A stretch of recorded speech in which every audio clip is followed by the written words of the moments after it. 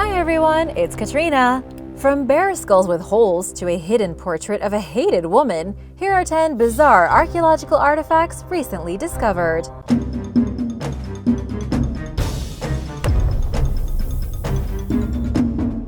Number 10. The Thames Treasure Trove. Have you ever been mudlarking? In case you don't know, this is when you go looking for artifacts and goodies in the mud. Treasure hunters and mudlarkers will often go poking through the mud along the Thames River in London during low tide. This river has seen a lot of history and is a favorite place to throw your unwanted items, so it makes sense that mudlarkers like Steve Brooker and Lara Macabre can be found there looking for valuable artifacts. Nicknamed the Mud God, Brooker has spent time sifting through the river's eroding banks several times weekly for over 25 years. He's found coins, buttons, Roman shoes, medieval pins, 18th century witch bottles, voodoo dolls dating back to the 20th century, live bombs, and more. Brooker even once recovered actress Helen Mirren's missing ring after she accidentally threw it into the water with some grass clippings from her yard. One day in 2019, a Spitalfields life blogger known only as The Gentle Author accompanied this seasoned treasure seeker during one of his routine hunts. They uncovered an array of artifacts, including a Tudor brick, decimal coins, bullets, marbles, a spur, an 18th century fork, clay pipes, and this peculiar 200-year-old statue of a woman found face down in the riverbed. Lara Macabre has also been fascinated by history and loves to go mudlarking along the shore of the river looking for little bits of history. She has found everything from a human jaw to Venetian glass to Tudor money boxes and pewter medieval pilgrim badges. Mudlarkers have been exploring the Thames since at least as far back as the late 18th century, when the river served as the world's biggest port. At the time, they were simply scavengers who looked around for valuable objects that were dropped or left behind by criminals who looted ships. While mudlarking is now considered a respectable hobby, many of the discoveries that are made date back hundreds of years, proving that the original collectors missed more than a few items while they scoured the riverbed for anything they could try to sell. Now, mudlarkers are amateur archaeologists, professional historians, and regular people who love to find things. If you are interested in learning more, Macabre wrote a book called Mudlark: In Search of London's Past Along the River Thames, which is an award-winning Sunday Times bestseller. Have you ever done this before? Let me know in the comments below. Number 9. Holy Bear Skull. Located in Russia's mysterious southern Ural Mountains, Imane Cave is filled with the bones of over 100 small cave bears and other Pleistocene-era animals who died around 35,000 years ago. Most show no signs of violence and appear to have died while hibernating through the harsh Siberian winter.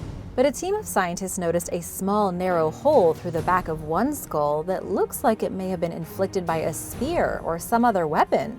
If their suspicions are correct, it would be the oldest known example of prehistoric humans hunting cave bears, or perhaps engaging in some sort of post-mortem ritual. The bear died out during the last ice age, shortly after humans first migrated into northeastern Russia, and the animal's skull was discovered near evidence of human occupancy within the cave.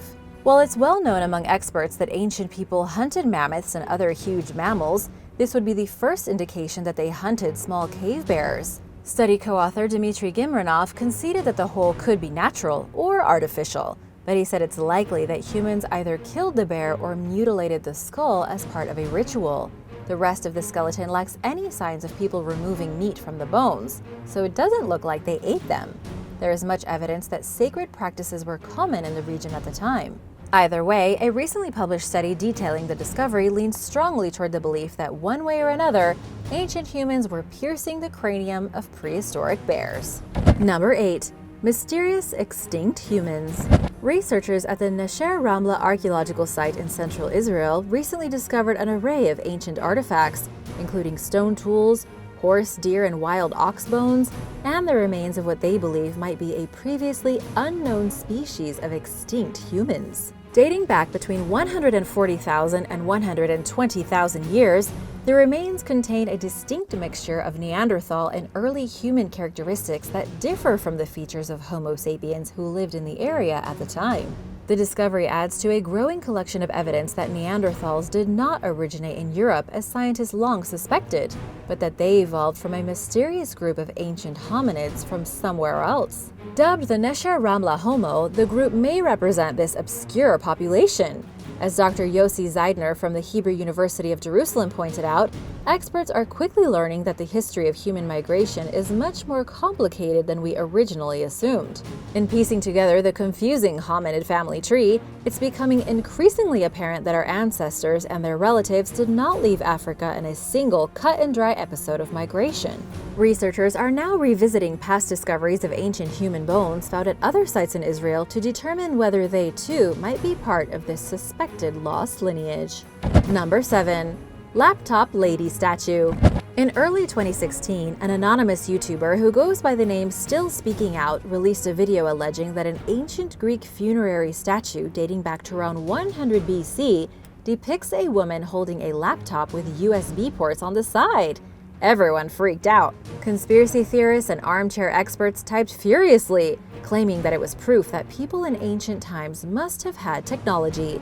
Still Speaking Out said that he perceived the artwork as a prediction, citing the sacred Oracle of Delphi site, where priests went to connect with the gods and retrieve advanced information. The statue is located at the J. Paul Getty Museum in Malibu, California.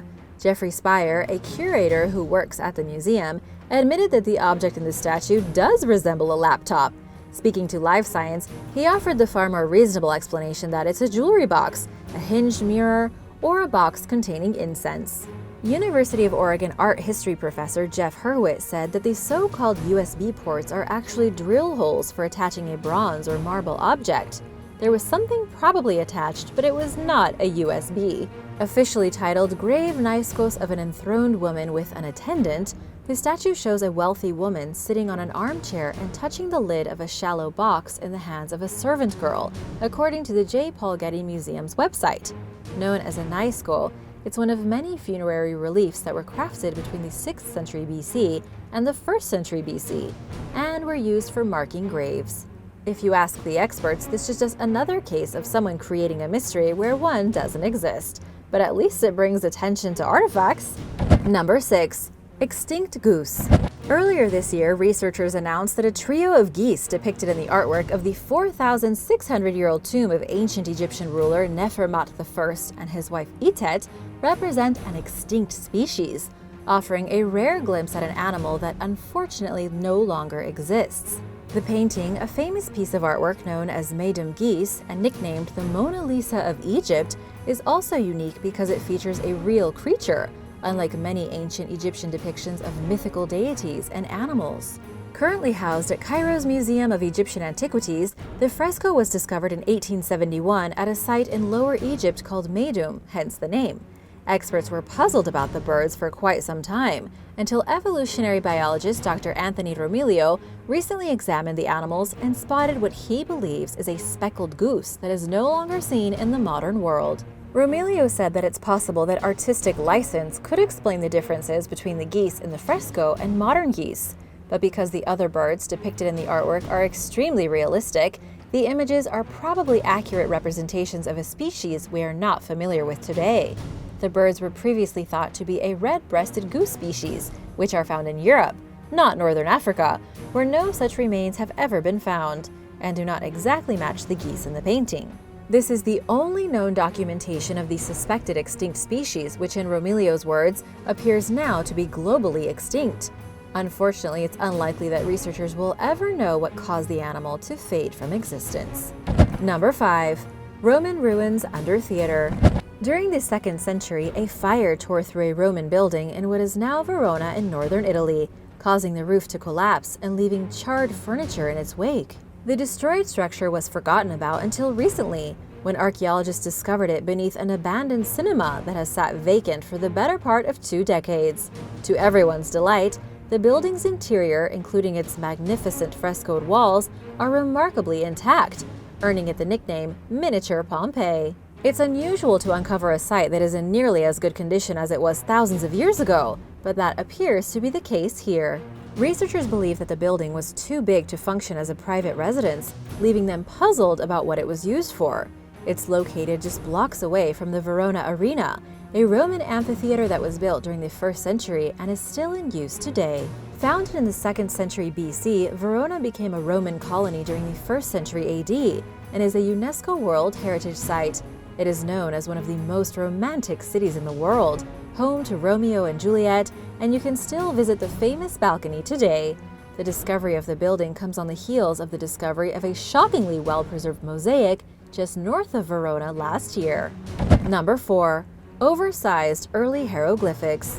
While working near the ancient Egyptian city of Macabre in 2017, a team of archaeologists led by Yale University Egyptologist John Darnell noticed some unusually large carvings on a cliff face at a site called El Kawi. Included among the depictions are a bull's head on a pole, 2 storks, and a type of bird called an ibis. A closer analysis revealed that the oversized etchings date back roughly 5,500 years to sometime around 3,250 BC and constitute the oldest known example of hieroglyphics during their early formative stage. The images date back to a period known as Dynasty 0, when ancient scribes were just beginning to master the hieroglyphic writing system. Unlike other Dynasty 0 carvings, which are typically less than an inch tall, the inscriptions at El Kawi are 27 inches high. They predate other large hieroglyphics by roughly 300 years. The images resemble characters that were eventually used to convey a pharaoh's power. Darnell believes that the carvings acted as a boundary marker of sorts, which identified a particular king's jurisdiction over the area. It was, in his words, a way for travelers to know that they were entering an area under official authority. He also sees the early hieroglyphics as evidence that the writing system was established much more quickly than experts previously believed, and that its use for publicly declaring royal rule began early on in its development. Number 3. A hidden portrait of a hated woman. While living in Scotland in 1589, Dutch-born painter Adrian Vanson concealed a highly controversial portrait and took the secret to his grave. By all appearances, the artwork bears the image of a Tudor aristocrat named Sir John Maitland. Fast forward roughly 450 years to 2017, when experts x-rayed the painting as part of a research project and discovered that Maitland was not the intended subject. Beneath his image are the traces of what was originally meant to be a portrait of Mary, Queen of Scots, a widely despised royal who was eventually beheaded for her participation in a plot to kill Queen Elizabeth I, and who was suspected of murdering her husband. This is one of few contemporary images of the detested monarch that are known to exist, even though it's invisible to the naked eye. The cover-up portrait of Maitland is dated to 2 years after Mary's execution in 1587, a time when it was especially risky to create an image of the Queen. It's likely that Vanson realized this after he started the painting, and once he came to his senses, he hastily covered it with Maitland's portrait. It was probably a good decision. Number 2. America's oldest outhouse. You know what they say, one person's trash is another person's treasure. Over 14,000 years ago in what is now Paisley, Oregon, an ancient group of people used a cave as their bathroom. Not only did they leave their waste behind, they also left a number of other artifacts, including stone tools. A few years ago, archaeologists discovered a collection of fossilized fecal matter known as coprolites at the lowest excavation level at the site, now known as Paisley Cave. This might sound gross, but finding ancient organic matter is extremely exciting to a lot of people. Their age adds to a growing pile of evidence indicating that people arrived in the Americas before the so-called Clovis people, who came here around 13,000 years ago and were long believed to be North America's first human inhabitants. Some experts have challenged the findings, claiming that the prehistoric poop was deposited by animals and contaminated with human DNA. Study co-author and chemist Ian Bull admitted that this is possible but unlikely. Working with feces sounds wildly unpleasant to most people, but experts were thrilled at the opportunity to learn more about the everyday lives and diets of the people who answered nature's call inside Paisley Cave. The specimens contain traces of mammoth and other large game, as well as seed coatings, rodent bones, organic plant compounds, and outer shells from insects.